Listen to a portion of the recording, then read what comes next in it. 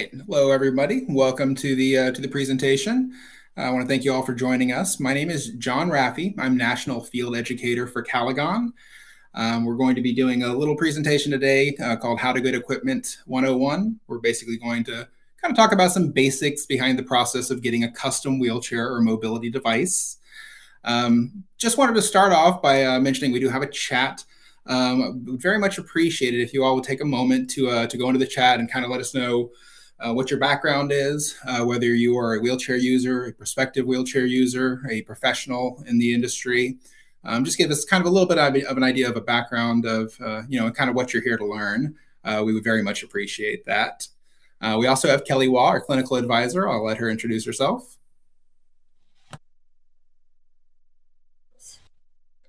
Hi, my name is Kelly.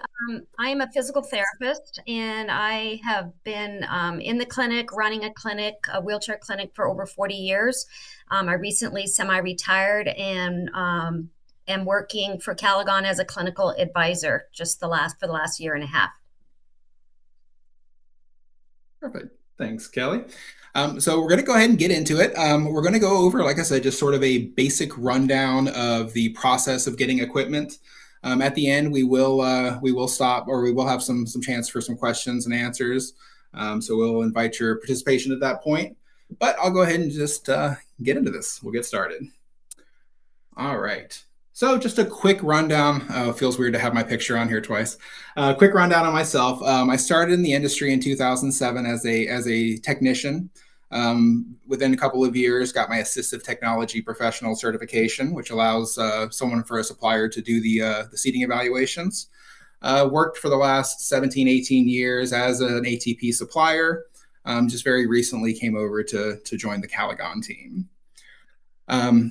So we'll go ahead and jump in real quick. To start off with, we're going to talk about qualifying for equipment. A lot of what I'm going to discuss here is going to be tinted with Medicare. We're going to talk a lot about Medicare requirements. Medicare is not the only insurer out there, but their procedures often translate to other payers as well. So a lot of this stuff is Medicare specific, but it's a good guideline for most insurers. We're going to start off with the mobility equipment decision tree. So basically, this is the system that Medicare uses, and as a result, evaluating teams use to determine what kind of equipment people will qualify for. So if you're able to walk unassisted, you wouldn't qualify for any mobility equipment, which makes sense. If your need can be met with a cane or a walker, that would be the solution, and we go on from there. If your need can't be met by a cane or walker, maybe a basic manual chair, ultra lightweight manual chair, all the way up into some of the powered options that we'll get into momentarily. So basically, the rule of thumb is we have to rule out one by one in order to work our way up the system, or up the decision tree here. So we're going to start with the very basics. Basic manual wheelchair. This is the code refers to a billing code, the K1 through K4. But basically, this is for anyone whose needs can't be met with a cane or a walker. Very frequently, you're going to see this as a short-term solution, something to get by after a surgery. These are heavy, they're non-adjustable, and they're available with very limited features and sizing. So like I said, appropriate for short term, you've broken a leg and you can't use crutches. Not appropriate for somebody to use for a lifetime or for a significant long-term disability. Next step, moving up, is our ultralight manual wheelchairs. These are very often made of aluminum. They're just very lightweight, configurable, and adjustable chairs. So these are we're able to do things like specialty seating. We're able to do special adjustments and dimensions that are requested. And they're very, very lightweight and made for regular hard use. So that is our next category. There are plenty of instances where someone can move around in one of these, but not so well in a standard chair. If somebody is not able to use either because they don't have the arm strength or the endurance, or if they're not able to do that consistently, then we start looking at power options. Although I did realize I'm going to skip one. Kind of forgot the manual tilt. Manual tilt is going to be for somebody who is not able to operate equipment on their own for a cognitive reason. So sort of a side topic, but that's going to be for somebody who's not able to independently get around. But I do want to get to the power bit. The next step after manual chair is a scooter. So a scooter or a power-operated vehicle. These are really ideal for they're ideal for outdoor use. They're better suited for outdoor use and community use. Insurance will only provide them if you have a need for them in your home, but they don't have a great turn radius. They're not terribly effective indoors. There's also some challenges with scooters. They require a fair amount of trunk strength to be able to transfer safely. They also require a good amount of upper extremity strength. You have to be able to use those arms and shoulders. So there are some limitations where maybe a scooter is not appropriate for everyone, which would take us to our next category, which is our Group 2 power wheelchair. So the one here in the picture is a Jazzy Evo 613. It's just an example of a Group 2 chair. This is basically for anyone whose needs can't be met with a scooter. Most common reasons are they can't transfer safely. If you notice, this one is very open on the front, very easy to get into it.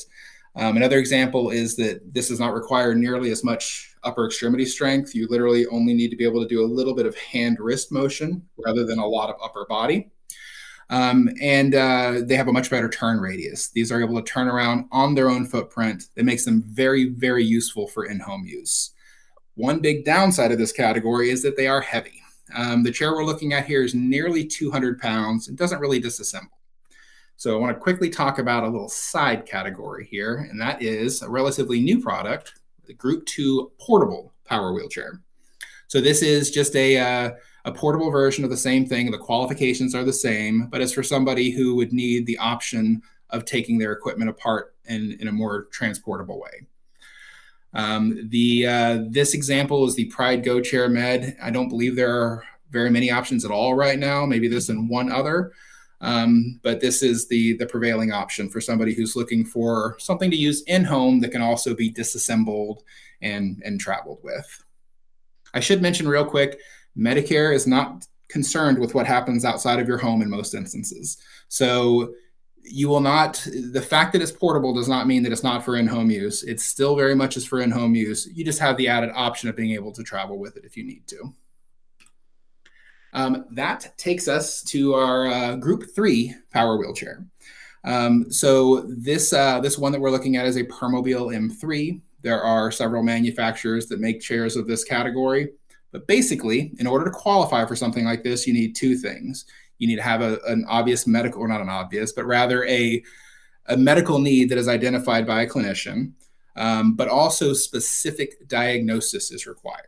So for Medicare especially, you will get a chair like this if you have something that comes with something that involves paralysis, a spinal cord injury, a stroke, a traumatic brain injury. And you'll also see these covered for people with neurological diagnoses like ALS, muscular dystrophy, cerebral palsy, MS. So there are basically a very specific list of conditions that will qualify you for this. Group 3 chair can do a lot of things, but the most important, or one of the big ones at least, is the ability to do power seating. So we have power tilt, power recline, elevate, and legs. Tilt is a very important one for pressure relief, for repositioning, but they all have a lot of medical benefit to them. There are some of these available with some Group 2 chairs, but for the most part, to get all of this, you need to qualify for a Group 3. So that's pretty much a rundown of like what's out there. I just noted or just realized the one thing I didn't talk about on this slide is standing.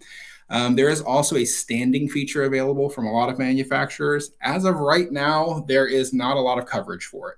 Medicare does not consider it to be medically necessary, although a lot of professionals in our industry would argue against that. I currently do not see it as medically necessary, so it's not covered. It's basically a cash item at this time. But power standing is becoming more and more common in the industry. Just hard to get covered. Next, we're going to talk a little bit about the evaluation process. And basically, we talk about assembling a team. So the team that you need for an evaluation consists of, if you're the user yourself, patient, any family or caregivers, obviously especially important for pediatric population, but just in general, we may have a caregiver, a family member, a spouse, a parent who wants to be involved in the process. Then we have our prescriber. I put them here as physician, nurse practitioner, physician's assistant. We need somebody to actually write the prescription and sign off on the order. We have our physical or occupational therapist, which we'll go into more detail in a moment. We just happen to have one on the line. And we have our assistive technology professional. We got one of those guys too. but we'll talk a little bit more about what that entails. So first, real quick on the doctor. We say doctor a lot, but it can be, like I said, a nurse practitioner, PA. But basically, we need a prescriber, a healthcare provider to write a face-to-face. It's a specific document that needs to be in your file in order to get any of this equipment approved. I shouldn't say any of this equipment, but in order to get some of the higher levels of this equipment approved, you will need to get a face-to-face evaluation. That's as simple as meeting with your doctor and just having them write a few extra notes in the clinic notes indicating what the needs are. The doctor will then be responsible for signing paperwork later in the process. They don't get very specific. They just agree that you have a need for the equipment. Beyond that, we have our physical or occupational therapist. This is, in fact, actually, you know what? Probably best to go ahead and let Kelly jump in here and explain exactly what a physical or occupational therapist would do in the process. Okay, thanks, John. So the PT or the OT, you'll hear a lot about that you need a therapist to write the letter of medical necessity, which is true. But their role is a lot bigger than that. It's the responsibility of the PT or OT to complete the specialty wheelchair evaluation per Medicare.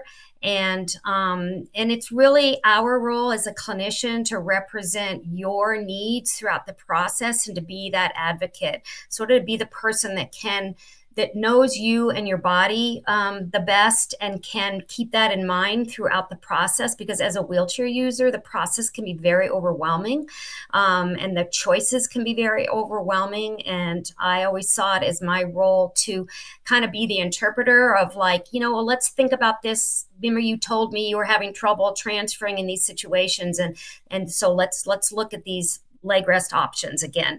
And so really we are your advocate in that process and should be a part of the problem solving process. So we are also involved in the selection of the equipment, more as a consultant to the wheelchair user.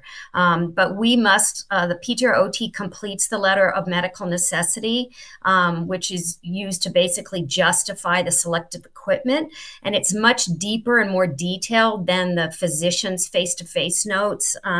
We are responsible for literally providing the justification for every single component on that wheelchair. That's an upcharge. And so we work really closely with the ATP wheelchair supplier in that process. And my plug here for wheelchair users is to really, if you can find a really good ATP supplier, or if you already have an ATP supplier, the outcomes when you have an experienced PT or OT on your team are much, much greater. In my opinion. So when if people want, there's different ways to sort of find those people, but PTs or OTs don't get a lot of education in school, unfortunately, on this. So an experienced wheelchair seating therapist that will be part of their job that they've done. So they've gotten experience, and they will often have that same ATP or the seating mobility specialist certification. And that's something that you can look for.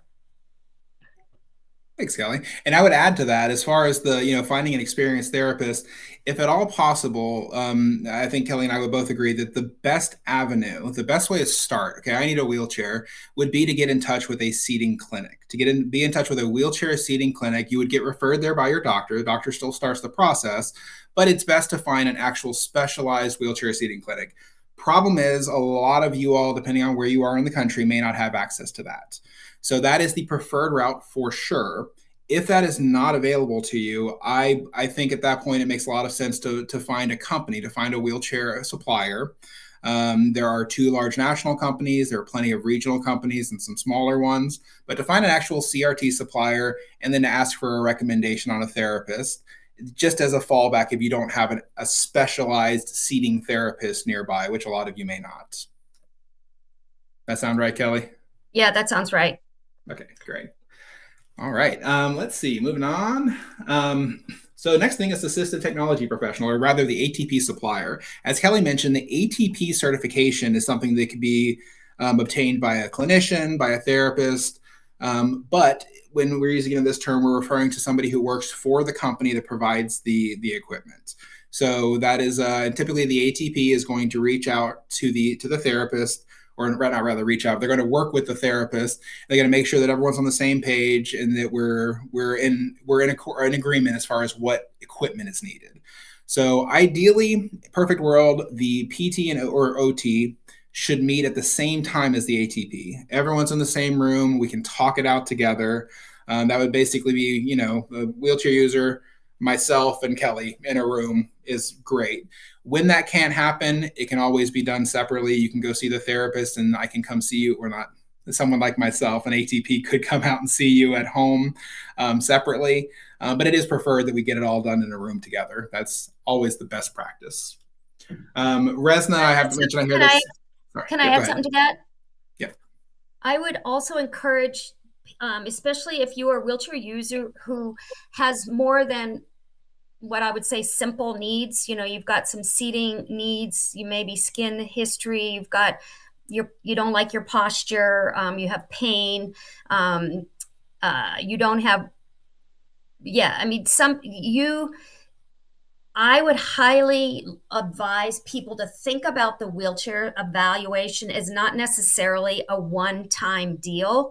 It can be very useful to meet first with the PT or OT and let them get to know you, do their physical evaluation, do their mat exam, where they really should be getting you out of the wheelchair and on the mat. I think that's in another slide. Do you have that in another slide?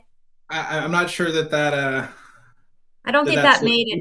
That didn't survive the edit, but yes, if you'd like to talk about a mat eval, that would be great. Yeah. So really, it's the PT or OT's job to really understand your body, so that when you're complaining of pain, or you don't like the way you're sitting, you're starting to lean a little bit more to the left, it's really their job to work with you to try to figure out the underlying source of that, right? And it might be that you've got a limitation in motion in one of your hips that's making your pelvis be a little off center. And those are the things that a experienced PT or OT should be able to do. And so typically on that initial visit, they will assess your sitting posture, really listen to all of your needs and concerns and your goals, and then actually have you get out of the wheelchair and onto like a mat table or a different surface, so they can really look at your spine and put their hands on your body, if it's okay with you, and assess the motion in all of your joints, because it's such a basic foundational bit of information about somebody's body that can really help the problem solving process.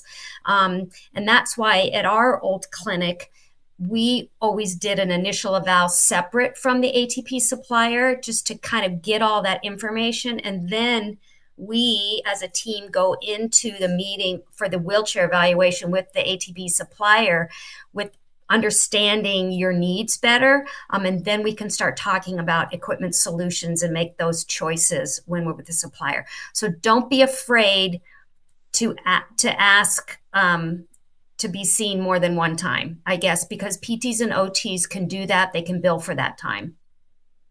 I'm glad you said that last bit. It shouldn't be the patient's concern about like what can be billed, but it's worth noting the fact that you can get that covered. You can get another visit covered. If you go in and have a quick chat about a scooter and you're good to go, that's great. If you go in and you have not decided, absolutely, it's worth coming back and taking time. It's a 5-year decision. Yeah, exactly. We sometimes, for people with really complicated needs, we had a 2-visit minimum, to be honest, at our clinic, which sometimes, if it's a scooter, and we knew that ahead of time, then we can do that in one session. But, if somebody was complicated, looking at trying driving a powered wheelchair with head controls, and they had complex seating needs, sometimes this is a 3 or a 4 visit process to get all of that figured out. And as a consumer, you have a right to trials.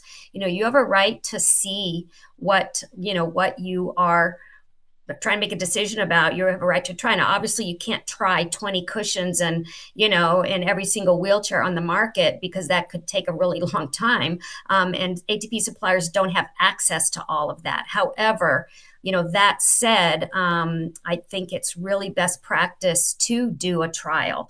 And if you have a great PT or OT on your side helping you through that, they can really facilitate that. And there's no reason why they can't see you multiple times. It's part of the plan of care. When I do an initial evaluation, I'll say, oh, how complicated is this? Okay, we're going to need 3 appointments. And so we schedule them a week apart so we can get through the process quickly enough. And it works really well. Awesome. Thanks, Kelly. We're getting close. Last thing we have here is after the evaluation. We just want to talk about kind of the final steps. The typical order process, basically, the order is going to start with the doctor. We talked about the face-to-face. We talked about the letter of medical necessities completed by the therapist. Once all that is done, it's all handed back to the doctor for signature. Doctor signs it. And like I say, doctor/nurse practitioner, PA. Your prescriber signs it, sends it back to the supplier, and then it's submitted to insurance. Most insurances have up to 30 days legally, or I think all insurance has 30 days to say yes or no. So it will take a little bit of time, but that's the last step of the process before insurance approval. If approved, the equipment is ordered and the provider arranges for delivery. The entire process, the national average is a little over 90 days. That can vary quite a bit. I personally have had orders clear in 25 days, and I've had orders clear in a year. There are denials, paperwork mishaps. There's always the chance for things to get delayed, but the typical order is going to be knocked out in about 90 days. Compare that to your basic wheelchair, you could probably have in about 2 days in most instances. So this does take quite a bit more time, but that is the downside of getting actual customized proper equipment. One other thing. Okay, good. So it's very important that the delivery is done well. It is highly preferable for the ATP suppliers to do the delivery themselves rather than having a technician do it. There are instances where, especially for low-end equipment, where a technician may deliver. But it is very important that the provider, that the company that provides the equipment delivers it, make sure that it's optimally configured, make sure that everything fits, and that you're satisfied. Once you sign for it, you have somewhat limited rights. Before you sign for it, you're not committed to anything, and it's worth making sure that they get it right. So I would encourage anyone, when you get to this stage, accept delivery only if you're satisfied. And if you're not, give it back to them and have them fix it. There's always things that can be done to tweak custom equipment like this. I've had plenty of deliveries that failed because some small detail was wrong. We tweak it, we go back out in a couple of weeks, and everyone's happy. But I just wanted to make a point of that the delivery is a very important stage. You want to make sure that you're happy before you sign that paperwork. Kelly, is there anything you'd like to add to that before we open up for questions? Yeah, I just want to add that if you are somebody that has been working with a PT or OT that's been very involved and in terms of decision making, and if it's a relatively complicated higher end wheelchair with seating, that the PT or OT can be present at the delivery, and you have a right again to be involved as a user of the wheelchair in the decision of how the delivery will take place and who will be there. So we tried to, when we finished our assessment, we would have a conversation about, okay, the delivery, does it need to be delivered in the home? Do you want to deliver it in the clinic so that the PT or OT can be there? Or can the PT or OT remote into the delivery maybe? There's a lot of different options, but I think that's a decision that should be made so that you know what to expect, and who do you want to be present at that delivery. And we participated in a lot of deliveries at the clinic, and also follow-ups if there were things that needed to be tweaked a couple weeks later. Yep, and you may have a delivery that we go out and things are simple and everyone's happy and we're good to go. And we might have one that takes a year of repeated visits to get it right. It just depends on your level of complexity. There Yeah. certainly are some things that, like Kelly said, it might take 3 or 4 tries to get it right. I know I've had some that have gone very long like that. Hmm. But that's where you keep your team together. It is the provider that provides the equipment is expected to cover anything that's needed for the life of the equipment. And for any of this custom stuff, we are expecting 5 years. We are expecting it to go a full 5 years. So they're basically married to that for 5 years. Technicians can handle repairs, no problem. Any of these companies have technicians. If you have big seating stuff, then you pull back in your original team. You pull in your ATP, you pull in your PT or your OT, and you get everyone together to work through problems. Hmm. And lots of times to know that a lot of things can be solved with adjustments. You don't necessarily, it's not just, oh, this was the wrong wheelchair or this, because you've signed for it, right? But that doesn't mean that problems can't be addressed. Things can be tweaked. Maybe an adjustment of a foot plate or a back angle might really help the situation, which is why I always encourage people to reach back out to their initial evaluating team. Perfect. All right. So Q&A. Let's get some Q's. Does anybody have any questions for us?